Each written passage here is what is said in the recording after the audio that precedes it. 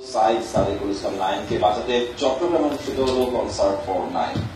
জাগরিত তরুণ নামে একটি সংগঠনের ব্যানারে নগরের মোহরা LM উচ্চ বিদ্যালয় মাঠে আয়োজিত কনসার্টে গান পরিবেশন করে এবং চট্টগ্রামের জনপ্রিয় 12টি ব্যান্ড দল 100 টাকার টিকিট কিনে অসংখ্য দর্শক শ্রোতা যন্ত্রপাতি অনুষ্ঠান উপভোগ করেন। মেধাবী ছাত্র নাইমকে বাঁচাতে সবাইকে সহযোগিতার হাত বাড়ানোর আহ্বান জানান শিল্পী এবং আয়োজকরা।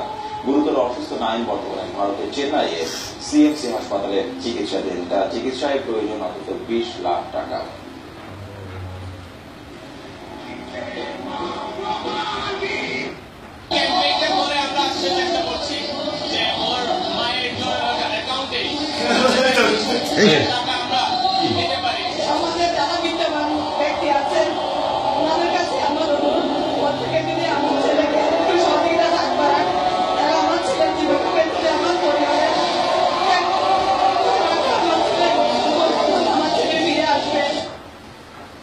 আজকে চট্টগ্রাম